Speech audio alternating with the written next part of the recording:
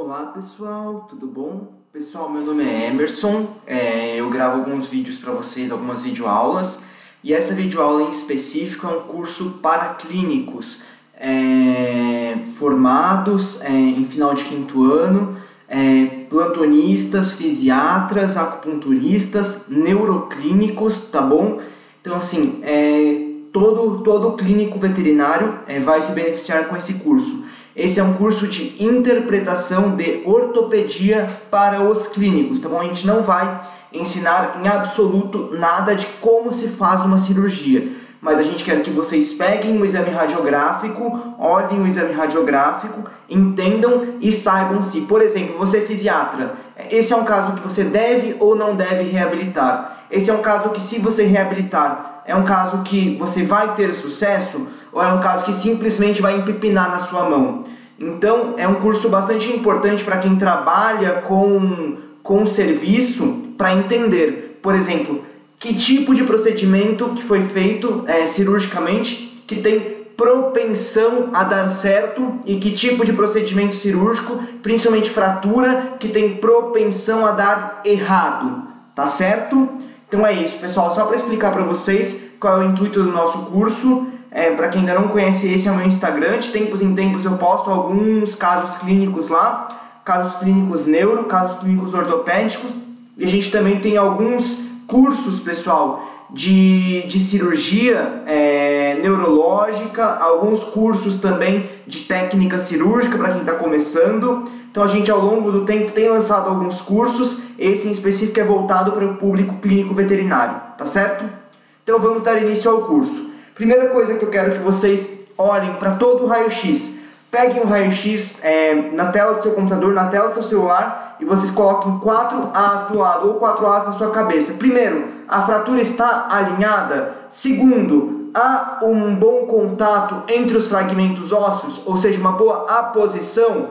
Terceiro, o aparato que foi colocado, ele é o aparato correto para aquele tipo de fratura? Sim ou não? Atividade. Existe atividade óssea? Essa atividade óssea, ela é fisiológica ou é uma atividade óssea ruim? É uma atividade óssea de proliferação similar, por exemplo, a uma infecção óssea, como uma osteomielite. Então, alinhamento, aposição, aparato, atividade. Tudo isso você tem que ver no seu exame radiográfico, você tem que olhar, tem que entender. Você clínico, que eventualmente tiver que fazer um pós-operatório junto com algum cirurgião, você precisa saber se você está se metendo em um caso legal ou se você está se metendo em uma enrascada. Você fisiatra, que vai fazer o pós-operatório trabalhando e tentando melhorar a condição geral desse paciente. Você precisa saber o que falar no início para o seu tutor.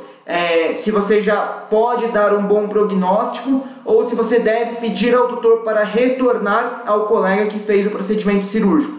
Porque muitas vezes a bucha fica com você. Bom, pessoal, então 4 As ortopedia: alinhamento, aposição, aparato, atividade. Alinhamento, aposição, aparato, atividade. Alinhamento, aposição, aparato, atividade. Então, só um exemplo muito simples aqui. Uma fratura em que a gente tem um bisel bem curtinho. Bisel é uma oblíqua bem curtinha aqui. A gente vai falar sobre tensão no foco de fratura. Vocês vão começar, pelos próximos slides, a falar sobre strain, teoria do strain. Vocês vão sair daqui craques em o que é strain, o que não é strain, o que vocês devem fazer, o que vocês devem esperar que o cirurgião fez numa fratura que é de alto strain e uma fratura que é de baixo strain. Tudo bem? Então, 4 As, pessoal: alinhamento, aposição, aparato, atividade. Alinhamento dessa fraturinha aqui que eu criei. Alinhamento está adequado. Aparato, uma placa com 3 parafusos em cima, 3 parafusos embaixo.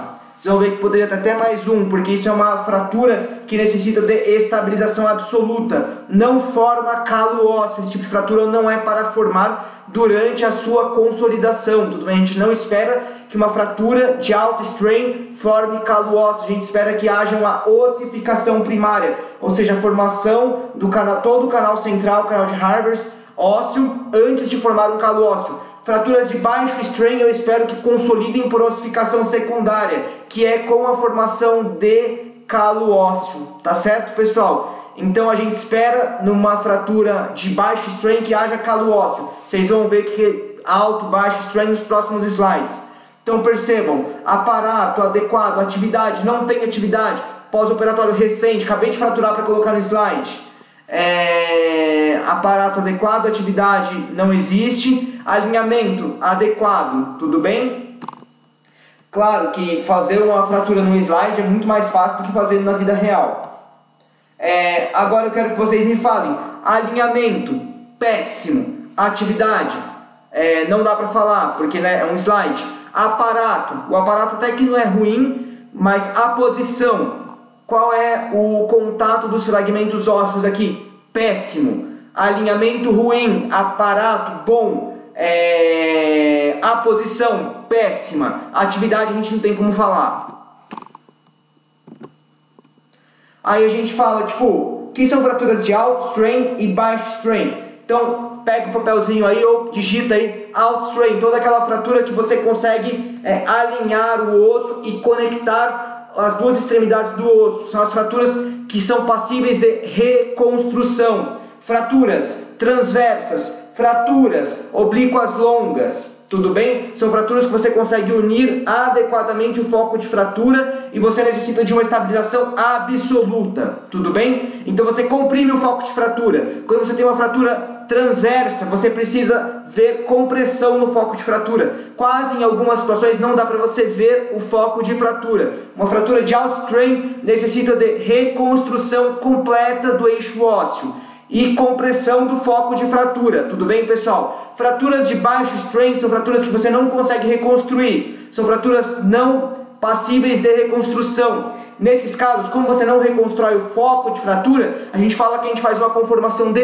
ponte. Tudo bem? Fratura de baixo strain necessita de ponte. Você usa o seu aparato para fazer uma ponte entre as extremidades ósseas. Uma fratura de baixo strain é uma fratura cominutiva. Você não mexe nos fragmentos ou mexe o mínimo possível. Quanto mais se manipula o fragmento de uma fratura cominutiva, mais você tira a biologia do osso e mais você prejudica o seu paciente. Tá certo, pessoal?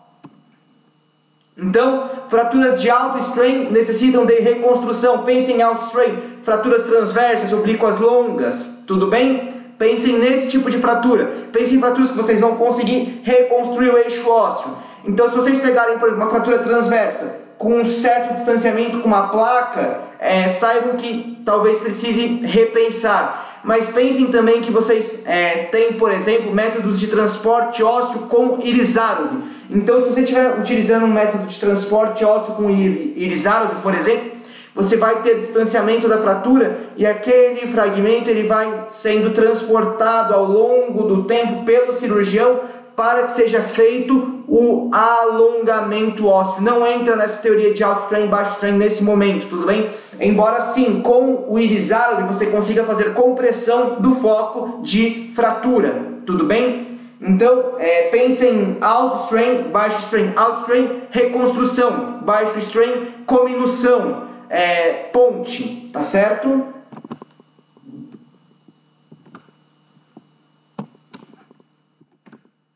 Então vamos lá, pessoal. Isso aqui é uma fratura transversa de rádio iuna. Nós tratamos por meio de uma estabilização com placa. Fizemos a compressão do foco de fratura e utilizamos também parafusos bloqueados nesse paciente, tá certo? Então, parafusos bloqueados nesse paciente com uma compressão. Primeiro a gente coloca os parafusos não compressivos, tudo bem? Primeiro a gente coloca, os parafusos não bloqueados, para a gente poder fazer a compressão do foco, e por último a gente colocou os parafusos bloqueados, tá certo? O método de estabilização de um parafuso não bloqueado é atrito. O método de estabilização de um parafuso bloqueado é por estabilização angular, tá certo? Então, antes de você fazer estabilização angular, utilize a estabilização de atrito, que foi o que a gente fez nesse caso. Percebam o desvio que nós tínhamos nesse eixo ósseo. 4As, pessoal. Alinhamento desse paciente aqui, por enquanto na esquerda, onde está o mouse. Alinhamento inadequado. Atividade não há, porque aconteceu recente. Aparato não existe. A posição, não há a posição dos bordos dessa fratura. Tudo bem? Agora vamos observar esse paciente por sua vez, pensando na teoria de strain, alto strain, baixo strain. Esse paciente tinha uma fratura de alto ou baixo strain, pensem com vocês, alto strain, passível de reconstrução. Alinhamento aqui, pessoal, 4As, alinhamento adequado, aparato adequado, a posição adequada, a atividade ainda não há, é pós-operatório imediato. Como saber que é um pós-operatório imediato? Veja o enfisema subcutâneo, pessoal, aqui. Isso é uma maneira muito importante de vocês verem se realmente o raio-x de pós-operatório imediato que te enviaram é um raio-x de pós-operatório imediato. Raio-x de pós-operatório imediato feito no mesmo dia tem enfisema subcutâneo. Tá certo, pessoal? Então, vejam esse paciente.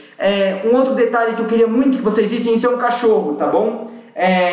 Existe um grande problema se você passar o parafuso do rádio até a una no cão? Não, porque o cão não faz movimento de supinação, tudo bem? Diferente do gatinho, que consegue fazer uma supinação parcial. E a sinostose radiolunar, que vai ser criada com a passagem do parafuso do rádio até a una, vai prejudicar esse movimento no seu gatinho. Isso pode gerar um problema para ele a curto, médio e longo prazo. Você, fisiatra, vai ter dificuldade de reabilitar esse paciente com o parafuso do rádio chegando até a una, tudo bem? Você, clínico, talvez veja uma claudicação crônica nesse gatinho, tá certo? Por conta de sinostose radiolunar. O procedimento cirúrgico desse paciente, pessoal, era um paciente também que apresentava, vejam aqui, uma fratura transversa de radiuna, em que nós utilizamos parafusos convencionais próximos ao foco de fratura, para que pudéssemos fazer a compressão do foco de fratura. Então, o que você espera se você estiver acompanhando o cirurgião na hora da cirurgia? Vou fazer compressão. Ele vai fazer primeiro o pré-tensionamento da placa, tá bom? Então ele faz o pré-tensionamento da placa, aí ele, para que na hora que ele colocar os parafusos convencionais para compressão, para que a cortical trans não se abra e não sobrecarregue o o foco de fratura, tudo bem? Então, se não fizer o pré-tensionamento, que é uma pequena moldagem próximo ao foco de fratura, na hora que ele faz a compressão, pessoal, comprime, mas abre a parte de trás, essa aqui, ó, essa parte aqui. Eu vou chamar para vocês do foco de fratura de cortical cis e cortical trans. A cortical próxima ao aparato chama de cortical cis. A cortical distante do aparato, ou seja, da placa, chama de cortical trans. Se não fizer o pré-tensionamento na placa, pessoal, a cortical trans fica aberta. Então, se vocês olharem o raio-x em que foi utilizado também parafusos compressivos e tiver uma abertura na face mais distante do foco do aparato, que é o que a gente chama de cortical trans, significa que provavelmente não foi feito o pré-tensionamento da placa. E aí, com isso, por não ter sido feito o pré-tensionamento da placa, a cortical trans ela fica aberta. Percebam que isso não aconteceu no nosso foco, percebam que não aconteceu aqui nesse paciente. A gente tem uma compressão completa desse foco de fratura. Fizemos uma estabilização absoluta. A evolução dessa fratura foi uma consolidação óssea primária, sem formação de calo ósseo. Tá certo, pessoal? Então, a princípio é isso, tá bom? Então, avaliem bem esse foco de fratura, avaliem bem essa fraturinha, percebam a relação da parte mais distante do aparato, que a gente chama de cortical trans, estar fechada. Então nós temos aqui um aparato adequado, vamos lá, 4As, alinhamento adequado, aparato adequado, a posição adequada, atividade não há, é um pós-operatório próximo ainda, tudo bem? Não é um pós-operatório imediato, esse paciente fez o raio-x 24, 48 horas depois do procedimento cirúrgico, já não tem tanto enfisema subcutâneo e não tem aquele enfisema subcutâneo do pós-operatório logo que acaba, tá bom? Então, alinhamento adequado, aparato adequado. Para não falar adequado, sabe o que a gente poderia discutir desse paciente aqui? O aparato poderia ser um pouquinho menor. A gente tem a fratura no terço final. Ela poderia pegar mais ou menos 2/3 do osso só. Então a gente acabou pegando um aparato que ficou um pouco grande. Isso não gerou nenhum prejuízo para o paciente, tudo bem? Se vocês pegarem uma fratura, é melhor que o aparato seja um pouco maior do que um aparato pequeno. Aparato pequeno é um grande problema, tá certo? Então, no próximo vídeo a gente vai começar a conversar com vocês um pouquinho sobre a teoria do baixo strain, falando dessa fratura cominuta, tá certo, pessoal? Até daqui a pouquinho.